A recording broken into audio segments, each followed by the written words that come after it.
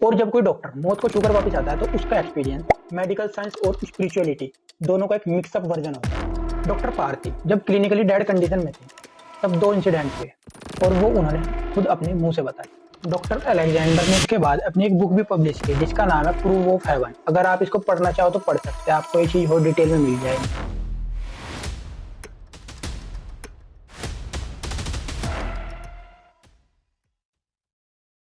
अपनी लेफ्ट आई ब्लिंक करो। डन। सच बताना, पहले तुमने किया या तुम्हारे ब्रेन ने सिग्नल भेजा? क्योंकि साइंस एक्सपेरिमेंट ये बताते हैं तुम जो भी चीज करते हो उसका प्रोसेस तुम्हारा ब्रेन कुछ मिली सेकेंड पहले ही कर चुका होता है। उसके बाद तुमको रियलाइज होता है कि मैंने किया। इसका मतलब दिमाग हर चीज को पहले से ही प्रोसेस कर लेता है, तुम बस उस ब्रेन का फिल्टर वर्जन देखते हो। तुम खुश हो सकते हो, तुम दुखी हो सकते हो और तो और तुम खुद को महसूस भी कर सकते हो। किस वजह से? क्योंकि तुम कॉन्शियस हो। हमारा दिमाग हमें किस तरह दुनिया दिखाता है, किस तरह हमें कॉन्शियस बनाता है, आज की वीडियो का टॉपिक यही है। और साथ के साथ बात करेंगे कुछ ऐसे फैक्टर की जो एग्जिस्टिंग साइंस को कंफ्यूजन में डाल देते हैं, जो है नियर डेथ एक्सपीरियंस। ये वीडियो साइंस, स्पिरिचुअलिटी, मैथ और कंप्यूटर साइंस चारों का एक मिक्सअप कॉम्बिनेशन होने वाला है, तो इस वीडियो को ध्यान से समझना। बाकी समझाने के लिए मैं हूँ। देखो, साइंस हमको ये बताती है कि हमारा दिमाग कैसे काम करता है, पर साइंस हमको ये नहीं बता सकती कि हमें महसूस क्यों होता है। और शायद यही सबसे ऑनेस्ट क्वेश्चन है। चलो इस चीज के लिए एक छोटी इमेजिनेशन करते हैं। सोचो, तुम्हें कोई कहे अपना इंट्रोडक्शन दो, तो तुम कैसे इंट्रोडक्शन दोगे? अपने नाम से, अपने शहर से, अपने परिवार के नाम से, क्योंकि यही सब तुमको पता है। लेकिन सोचो, अगर कोई ऐसा इंसान को इंट्रोडक्शन देने के लिए कहा जाए जिसकी याददाश्त जा चुकी है, तो अपने आप को कैसे इंट्रोड्यूस करेगा? क्योंकि उस पर सारी इन्फॉर्मेशन ही नहीं है। बचपन से हमको सिखा दिया जाता है कि तुम्हारा नाम ये है, तुम इंसान हो, तुम इस परिवार से हो। उसी सारी इन्फॉर्मेशन को हमारा ब्रेन हमारी पूरी लाइफ टाइम हमारे इंट्रोडक्शन के तरह इस्तेमाल करता है। लेकिन जिसकी याददाश्त जा चुकी है उसको ये तक नहीं पता कि वो इंसान है, वो बस एक चलती फिरती मशीन है और कुछ नहीं। साइंस के हिसाब से हमारा पूरा यूनिवर्स फिजिकल और मैथमेटिकल रूल को फॉलो करता है, जिसकी मदद से हम इस यूनिवर्स में होने वाले 90% काम का कोड लिखकर उन्हें मशीनों पर करवा सकते हैं। साइंटिस्टों के हिसाब से हमारा ब्रेन भी इस यूनिवर्स का एक पार्ट है, तो उनके हिसाब से हमारे ब्रेन में होने वाली सभी चीज़ों का कोई ना कोई मैथमेटिकल कोड होना चाहिए। पर अफसोस, हमारी कॉन्शियसनेस का कोई मैथमेटिकल कोड नहीं मिलता।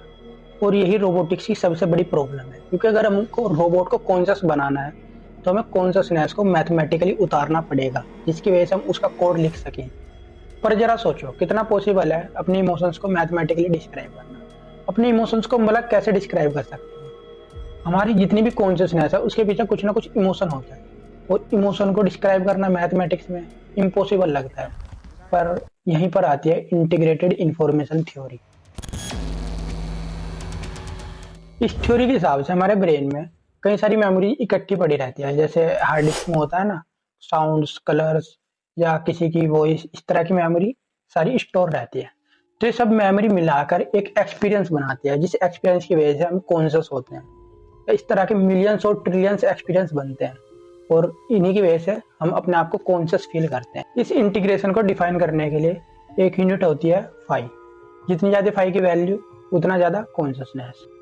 पर यहीं पर यूएस के मैथमेटिशियन कुर्ट गोडेल ये कहते हैं कि मैथ कितनी भी एडवांस क्यों ना हो जाए, लेकिन वो कॉन्शियस कभी नहीं हो सकती, क्योंकि मैथ जो है वो लूप में फंस जाती है कई बार।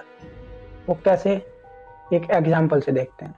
मान लो कोई फंक्शन है जी, जिसकी डेफिनेशन ये है कि वो कभी प्रूव नहीं हो सकता। अब अगर हम उस फंक्शन को कंप्यूटर को दें और अगर वो उसको प्रूव कर दे, तो वो फंक्शन गलत हो गया, क्योंकि फंक्शन की डेफिनेशन ये थी कि वो कभी प्रूव नहीं होगा और कंप्यूटर ने उसे प्रूव कर दिया, तो इस हिसाब से फंक्शन गलत हो गया।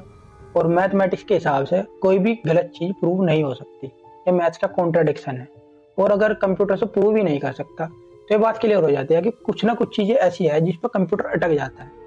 हालांकि अगर कॉन्शियसनेस के हिसाब से देखें, कोई आदमी उसे देखकर बता देगा आराम से कि ये चीज कभी प्रूव नहीं सकती, एक तरह का कॉन्ट्राडिक्शन है। लेकिन मैथमेटिक्स इस चीज में, इस लूप में फंस सकती है। इससे पता चलता है कॉन्शियसनेस हमारे ब्रेन को एक आजादी देती है, जिससे हम लॉजिक से थोड़ा ऊपर उठ के कुछ सोच सकें। हालांकि ये चीज बहुत कंट्रोवर्शियल है, क्योंकि बहुत से मैथमेटिशियन इसके सपोर्ट में कहते हैं कि हमारे ब्रेन में मिलियंस ऑफ एक्सपीरियंस है, ट्रिलियंस ऑफ मेमोरीज हैं, जिनके कैलकुलेशन अभी हमारा मैथ इतना एडवांस नहीं हुआ कि हम कर सके। लेकिन ऐसी बात नहीं है कि हम कॉन्शियसनेस को मैथमेटिकली प्रूव नहीं कर सकते। आने वाले टाइम में हम कॉन्शियसनेस को मैथमेटिकली प्रूव कर सकते हैं। चलो जितनी भी बात हुई, यहाँ तक हमें पता चल गया कि हमारा कॉन्शियसनेस कहीं ना कहीं हमारी ब्रेन का ही हिस्सा है। ये इसको मैथमेटिकली प्रूव किया जा सकता है नहीं किया जा सकता वो बाद की बात है, लेकिन इतना तो पता चल गया हमें कि हमारा कॉन्शियसनेस जो भी है हमारा ब्रेन ही बनाता है। पर ये सच्चाई नहीं है। अब जो मैं बात करने जा रहा हूँ उसको थोड़ा रेशनल माइंड से सोचना। हो सकता है काफ़ी लोगों को झूठ लगे, लेकिन ये वेरीफाइड डॉक्यूमेंटेशन है। अगर किसी को थोड़ी भी दिक्कत है तो मैं लिंक दे दूंगा डिस्क्रिप्शन में, एनडीए की डॉक्यूमेंटेशन पढ़ सकते हो। दिक्कत बस ये है कि ये परचेज करनी पड़ेगी, पेड है, लेकिन फिर भी मैं डिस्क्रिप्शन में लिंक दे दूंगा, अगर किसी को पढ़नी हो तो पढ़ सकते हो। ये वेरीफाइड डॉक्यूमेंटेशन है। इस डॉक्यूमेंटेशन में ऐसे सैकड़ों केस हैं, लेकिन हम मेन दो को कवर करेंगे। इन दो की खास बात यह है कि इसमें जो पेशेंट हैं वे खुद एक सीनियर डॉक्टर्स हैं, और जब कोई डॉक्टर मौत को छूकर वापस आता है तो उसका एक्सपीरियंस मेडिकल साइंस और स्पिरिचुअलिटी दोनों का एक मिक्सअप वर्जन होता है। साल 2010 डॉक्टर राजीव पार्टी कैलिफोर्निया के एक हॉस्पिटल में चीफ एनेस्थोलॉजिस्ट थे। 2010 में डॉक्टर पार्टी को प्रोस्टेट कैंसर की सर्जरी के बाद एक इन्फेक्शन हुआ, जिसकी वजह से उनका ब्लड प्रेशर क्रैश हो गया और उनका दिल धड़कना बंद हो गया। वे लगभग क्लिनिकली डेड हो चुके थे, लेकिन डॉक्टर्स ने उन्हें कुछ शॉक वगैरह देके किसी तरह जिंदा कर दिया। फिर उसके बाद जो हुआ, डॉक्टर पार्टी जब क्लिनिकली डेड कंडीशन में थे तब दो इंसिडेंट हुए, और वो उन्होंने खुद अपने मुंह से बताए। डॉक्टर पार्टी ने बताया जैसे ही उनका हार्ट हुआ तो उनको ऐसा लगा जैसे मैं अपनी बॉडी में से निकलकर ऑपरेशन थिएटर की सीलिंग पर से सब देख रहे थे, और उसके इन्होंने दो सबूत दिए। पहला ये, उन्होंने बताया कि जब उनका ऑपरेशन हो रहा था डॉक्टरों की टीम में से एक डॉक्टर ने बड़ा ही एक र्यूड जोक मारा, और दूसरा ये कि जब उनका ऑपरेशन हो रहा था उनकी वाइफ किचन में कुछ बना रही थी, और उनका जो साला यानी ब्रदर इन लॉ था उन्होंने उनकी तबीयत को लेकर कुछ पूछा, और ये सब उन्होंने तब देखा जब वे अनकॉन्शियस थे। डॉक्टर पार्टी ने अपने एक्सपीरियंस को 3 स्टेज में डिवाइड किया। पहला, उन्हें एक अंधेरी जगह दिखी जहां उन्हें उनके कर्मों का एहसास हुआ। दूसरा, उन्हें एक बहुत तेज रोशनी दिखी जो उनको बहुत सुकून दे रही थी, और उन्होंने अपने मरे हुए पिताजी को भी देखा। और तीसरा ये कि उन्हें एक लाइफ रिवाइव दिखाया गया जहां उनको रियलाइज हुआ कि उनकी लाइफ कितनी घमंड से भरी हुई थी। ये सब सुनकर तुमको लग रहा होगा कि डॉक्टर पार्टी की रूट्स कहीं ना कहीं इंडियन थी और उन्होंने यही इंडियन माइथोलॉजी चेप दी। पर दूसरा केस देखते हैं। साल 2008 डॉक्टर अलेक्जेंडर जो एक मेडिकल स्कूल से जुड़े थे, और उनका पूरा करियर ब्रेन की एनाटॉमी समझने में चला गया। डॉक्टर अलेक्जेंडर को एक रेयर बीमारी ने घेर लिया जिसमें उनका दिमाग के नियोकॉर्टेक्स बिल्कुल खत्म हो चुका था। नियोकॉर्टेक्स दिमाग को सोचने, समझने और सेंस करने को कंट्रोल करता है। वे 7 दिन तक कोमा में रहे। डॉक्टर्स ने कह दिया था इनके बचने के 3% से भी कम चांस थे।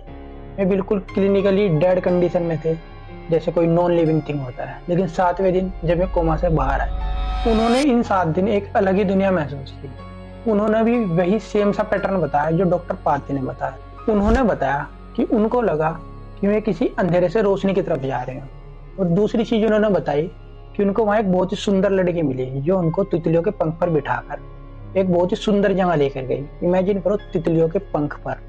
अब डॉक्टर पार्टी के केस में उनका ब्रेन फिर भी क्लिनिकली एक्टिव था, तो उनको कह सकते हैं चीजें इमेजिन हो गई हो। लेकिन इस केस में इनका ब्रेन भी क्लिनिकली डेड है, तो इनकी चीज इमेजिन भी कैसे हो सकती है। पर इससे शॉकिंग बात तो अब आती है। डॉक्टर अलेक्जेंड्रा अपने पेरेंट्स के अडॉप्ट चाइल्ड थे, और जो लड़की उनको कोमा में दिखी थी बटरफ्लाई के ऊपर, उसको बिल्कुल भी नहीं जानते थे। कोमा से निकलने के कुछ महीनों बाद इन्हें अपनी फैमिली की एक फोटो मिलती है जिसमें एक लड़की होती है। वो लड़की इनके पेरेंट्स, मतलब जिन्होंने इन्हें अडॉप्ट किया था, उनकी लड़की होती है, और ये लड़की इनके आने से बहुत टाइम पहले मर चुकी होती है। इन्होंने इस लड़की को पहले आज तक कभी नहीं देखा। तो जब वे इस फोटो को देखते हैं तो उनको पता चलता है कि ये लड़की तो वही है जिसको इन्होंने बटरफ्लाई पर देखा था। अब इस केस में मेन बात यह है कि अब तक हमने माना कि हमारी कॉन्शियसनेस को हमारा माइंड ही जन्म देता है। हमें जो सपने, रियलिटी सब कुछ दिखाता है वो हमारा कॉन्शियस माइंड दिखाता है, ठीक।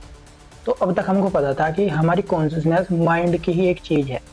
पर इस केस में डॉक्टर अलेक्जेंड्रा का माइंड क्लिनिकली डेड था, मतलब उनका माइंड कुछ काम नहीं कर रहा था। लेकिन अगर उनको ये चीज हम कह दे कि उनके कॉन्शियस माइंड ने दिखाई है, तो उनका तो माइंड भी काम नहीं कर रहा था। तो इससे क्या प्रूव होता है कि हमारी कॉन्शियसनेस माइंड पर डिपेंड करती ही नहीं। डॉक्टर अलेक्जेंडर ने इसके बाद अपनी एक बुक भी पब्लिश की जिसका नाम है प्रूफ ऑफ हेवन। अगर आप इसको पढ़ना चाहो तो पढ़ सकते हैं, आपको ये चीज़ और डिटेल में मिल जाएगी। अब साइंटिस्ट भी इस फिनोमिना के काउंटर में कुछ प्रूफ रखते हैं। पहला प्रूफ ये है, जब हमारी बॉडी एक्सट्रीम स्ट्रेस में होती है तो हमारा माइंड डीएमटी रिलीज करता है जो हमको गॉड या जन्नत जैसी विजन दिखा सकता है। दूसरा ये है कि जब हमारे ब्रेन में ऑक्सीजन की कमी हो जाती है तो ये जो टनल विजन, ये अंधेरा रोशनी दिखना, एक कॉमन फिनोमिना है। और तीसरा ये कि दिल रुकने के कुछ मिनट्स तक हमारा ब्रेन एक्टिव रहता है। हो सकता है ये वही लास्ट स्पार्क हो जो इस तरह के सपने दिखाता हो। पर डॉक्टर अलेक्जेंड्रा के केस में ब्रेन पहले ही क्लिनिकली डेड था। डॉक्टर अलेक्जेंड्रा को अपनी बहन को पहचानना और डॉक्टर पार्थिका ये सब चीजें बताना जो उस टाइम पर भी जब वे डेड थे, क्लिनिकली डेड थे, ये तो पॉइंट है ही। लेकिन अगर हम ये मान भी ले कि ये कोई केमिकल लॉज है तो दुनिया के हर एज ग्रुप के हर तरह के लोग को एक ही तरह का विजन क्यों दिखता है, एक ही पैटर्न क्यों बार बार फॉलो हो रहा है, ये काफी गहरा सवाल है। अब यहाँ पर कुछ लोगों का कहना यह भी है कि जो कॉन्शियसनेस है हमारे ब्रेन का नहीं, इस यूनिवर्स का पार्ट है। उस यूनिवर्स के कॉन्शियसनेस में से कुछ फिल्टर वर्जन हमारे ब्रेन में आता है जिसकी वजह से हम सारी रियलिटी देख सकते हैं। हालांकि ये सारी कॉन्स्पिरेसी थ्योरी है, इनमें से प्रूव कुछ नहीं है, लेकिन फिर भी इतना तो हम कह सकते हैं, लगता है ऐसा कि जो कॉन्शियसनेस है ये हमारी ब्रेन से भी कुछ बड़ी चीज़ है। अब यहाँ पर बहुत स्पिरिचुअल लोग बीच में वो थ्योरी ला देते हैं, वही जन्म मृत्यु वाली, जन्म के बाद की दुनिया, स्वर्ग नरक, लेकिन इसका भी कोई प्रूफ तो नहीं है हमारे पास। अब मैं यहाँ पर ये नहीं कहना चाह रहा कि साइंस यहाँ पर फेल हो गई, बल्कि इस चीज़ से साइंस और मजबूत होती है। हम किसी भी चीज़ को इस वर्ल्ड में फिजिकल और मैथमेटिकल रूप से देखते हैं, लेकिन ये चीज़ हमें ये एहसास कराती है कि इस वर्ल्ड में फिजिकल और मैथमेटिकल चीज़ से भी कुछ अलग चीज़ एग्जिस्ट करती है जिसको ढूंढने के लिए हमें अलग स्केल पर जाना होगा। हर चीज़ मैथमेटिक्स से प्रूव होना शायद नामुमकिन हो। साइंस को इस चीज़ को प्रूव करने के लिए कुछ अलग स्केल्स ढूंढने पड़ेंगे, और साइंस की एक यही खूबसूरती है कि जब तक उस चीज़ का एविडेंस या प्रूफ हमारे पास ना हो तो साइंस उस चीज़ को थोपती नहीं है। बाकी आपका कॉन्शियसनेस और आफ्टर लाइफ के बारे में क्या थॉट है, कमेंट करें, लाइक करें और चैनल को सब्सक्राइब करें, शेयर करें वीडियो को। जबकि मेरा नया चैनल है तो थोड़ा सपोर्ट भी करें। और मुझको मौत से इसलिए भी डर लगता है क्योंकि मुझे डर है कुछ खोने का, मुझे एहसास है अपने होने का। मेरे पे एक सवाल है कि जो मैंने जानकारी इकट्ठा की है, मेरा ना होने के बाद ये जानकारी कहाँ होगी। और ये डर, ये एहसास, ये सवाल सब कुछ कॉन्शियसनेस की ही देन है।